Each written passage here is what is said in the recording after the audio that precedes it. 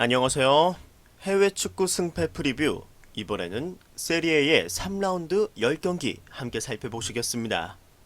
확인하시기에 앞서서 구독과 좋아요, 알림 설정 부탁드리겠습니다. 저 김상세의 조합픽을 무료로 직접 받고 싶으신 분은 영상 하단 고정 댓글에 오픈 링크로 문의 주시면 24시간 상담해드리겠습니다.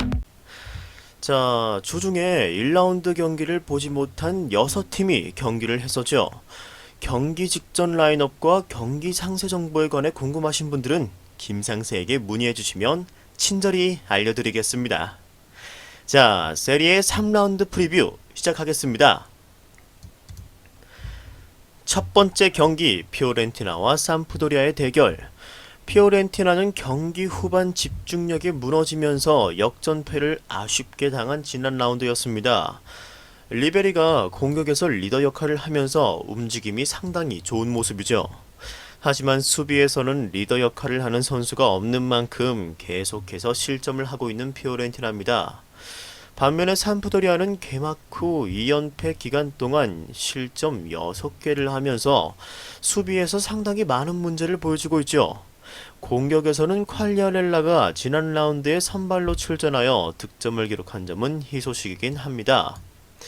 두 팀의 최근 맞대결은 피오렌티나의 홈 기준 2승 2무 1패로 피오렌티나가 약 우세를 보여주고 있죠. 하지만 두 팀 모두 현재 수비에서는 다 아쉬운 모습 보여주고 있습니다. 하지만 공격에서는 또 각 팀을 대표하는 선수들이 좋은 컨디션 유지하고 있죠. 따라서 공격에서는 득점을 기록하면서 수비에서는 실점을 할 가능성이 큰 두 팀이라고 생각이 듭니다. 따라서 이번 경기 승패보다는 두 팀 모두 득점과 실점을 할 것으로 보아 2.5 오버를 추천합니다.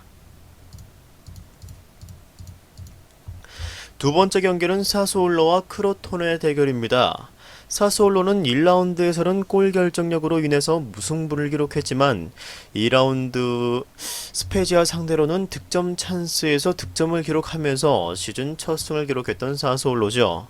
하지만 수비에서는 두 경기 연속 상대의 크로스에 따른 공격 상황에서 실점을 하면서 아쉬운 수비를 계속 보여주고 있습니다.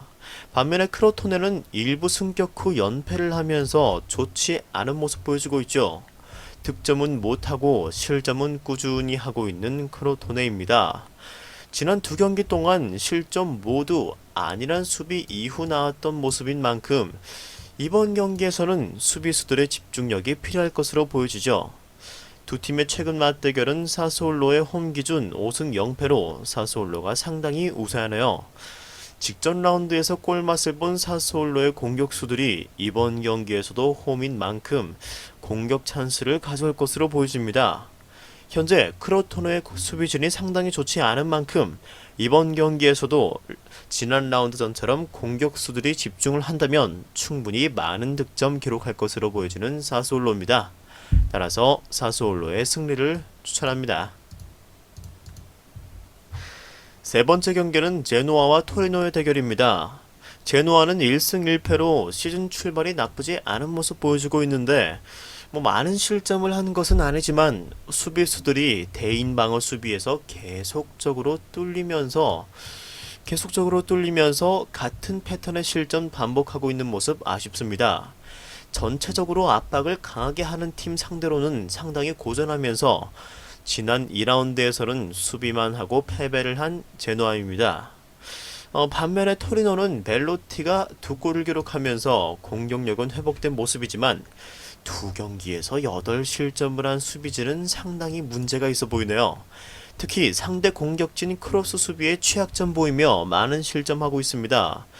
두 팀의 최근 맞대결 제노아의 홈 기준 2승 3패로 제노아가 약 열세를 보여주고 있죠. 지난 라운드 벨로티가 득점이 터지면서 공격에서는 폼이 살아난 토리노가 상대 전적에서 우세를 보이고 있고 또 최근 3시즌 동안 제노아 원정에서 3연승을 거두면서 제노아 원정에서 강한 모습인 토리노가 시즌 첫 승을 이번 라운드에서 기록할 것으로 보여지네요. 따라서 토리노의 승리를 추천합니다. 네 번째 경기는 우디네세와 AS 로마의 대결입니다. 우디네세는 개막 후 2연패를 하는 동안 무득점에 그치면서 득점력이 너무나도 좋지 않은 모습 보여주고 있죠. 수비수들의 컨디션은 나쁘지 않은데 골키퍼 무쏘의 컨디션이 좋지 않아서 쉬운 볼도 실점을 하는 모습 보여주고 있습니다. 반면에 AS 로마는 메레투가 공수 전반에 걸쳐 좋은 활약 보여주고 있지만 아직 시즌 첫 승을 기록하지 못한 점은 유감이네요. 지난 유벤투스전에는 상대팀이 퇴장을 당한 이후 수적 우위를 살리지 못하고 끝내 무승부를 기록한 점은 아쉽습니다. 두 팀의 최근 맞대결은 우디네세의 홈기준 1승 4패로 우디네세가 상당히 열세 보여주고 있죠. 우디네세의 현재 공격력으로는 로마 선수들의 압박과 수비를 뚫어내고 득점을 할 가능성 상당히 적어 보입니다.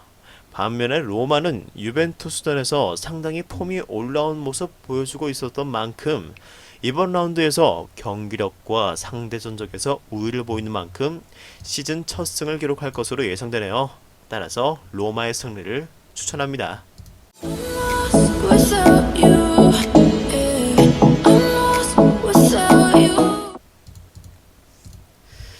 다섯 번째 경기는 아탈란타와 칼리알리의 대결입니다.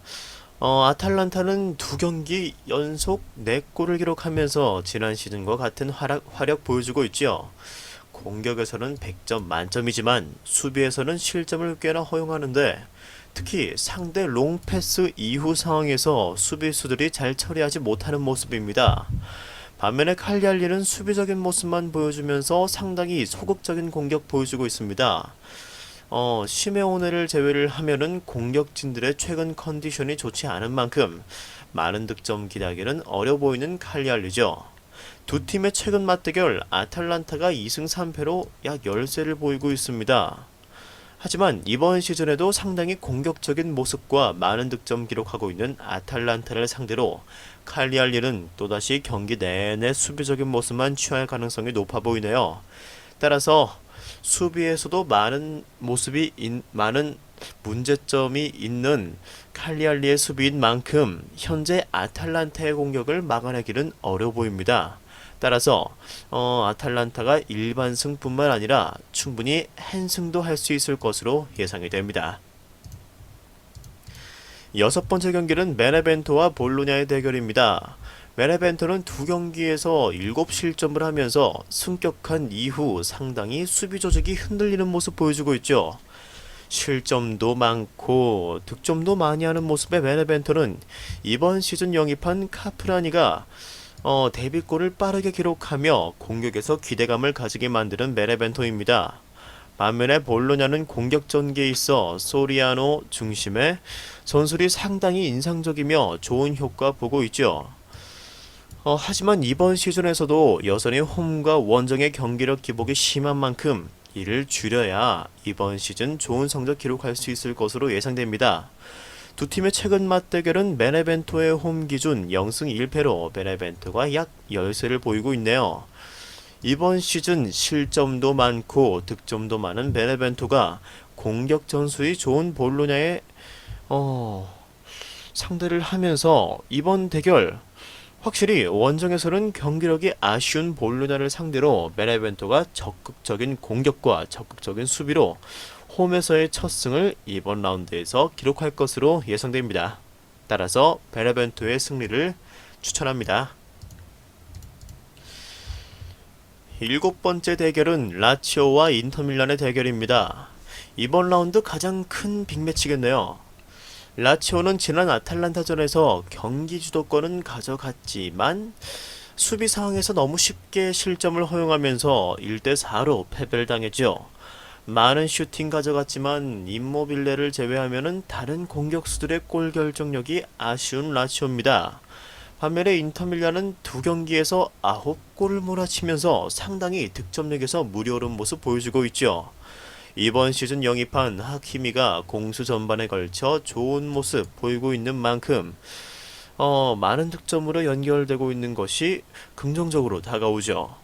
두 팀의 최근 맞대결은 라치오의 홈 기준 2승 3패로 라치오가 약 열세를 보이고 있습니다. 이번 라운드 역시 라치오가 상대하는 인터밀란은 공격은 상당히 날카로운 모습 보이고 있습니다.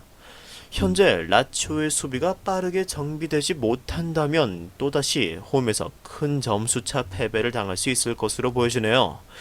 두 팀 전력은 비슷하지만 시즌 초 공격수들의 컨디션이 상당히 좋은 인터밀란이 이번 경기에서 승리할 것으로 예상됩니다. 따라서 인터밀란의 승리를 추천합니다.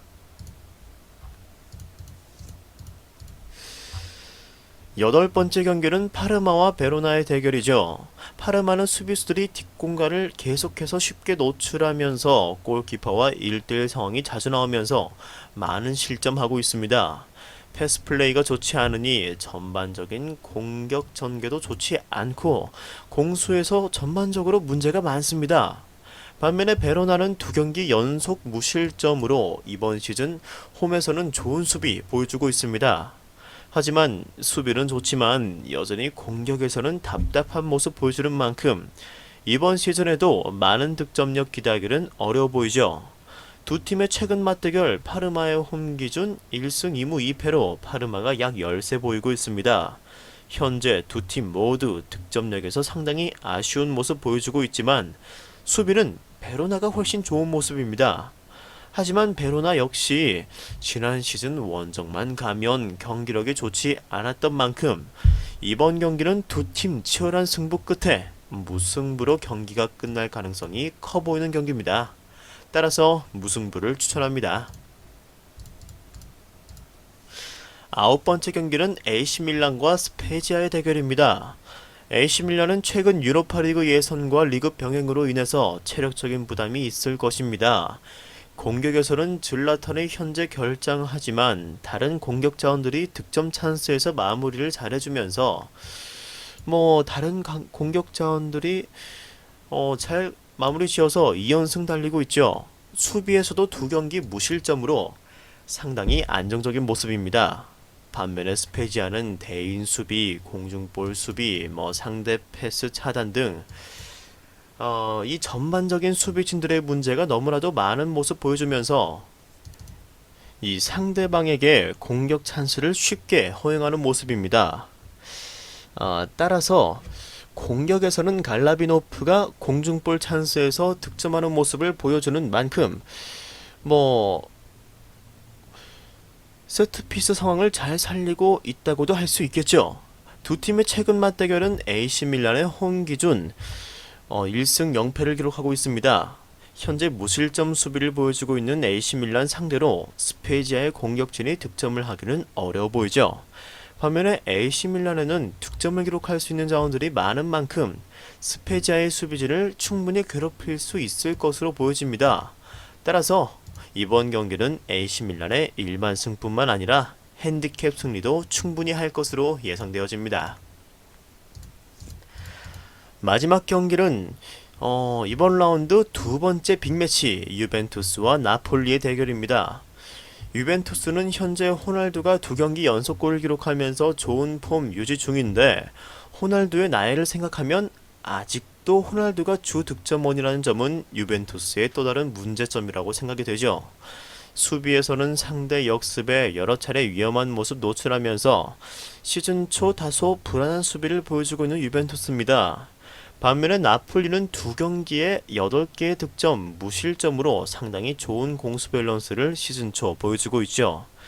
지난 시즌 1위를 기록하면 부진한 모습은 보이지 지난 시즌 7위를 기록하면 부진한 모습은 보이지 않고 이번 시즌 확실히 미드필더진과 공격에서 많은 득점이 나오면서 달라진 공격 전술이 상당히 위력적인 나폴리입니다. 두 팀의 최근 맞대결은 유벤투스의 홈 기준으로 4승 1패로 유벤투스가 우세를 보여주고 있죠. 이번 시즌 초반 나폴리라는 팀이 보여준 전체적인 공수 밸런스 상당히 인상적입니다. 반면에 유벤투스는 공수 모두 지난 시즌 1위 팀이라기에는 다소 아쉬운 모습 보여주고 있죠. 상대 전적에서는 유벤투스가 앞서긴 하지만 이번 시즌만큼은 나폴리가 충분히 유벤투스를 극복할 수 있을 만한 경기력인 만큼 극복할 수 있을 것으로 예상되어집니다. 나폴리가 지는 그림이 안 그려지는 만큼 나폴리의 승부를 추천드립니다.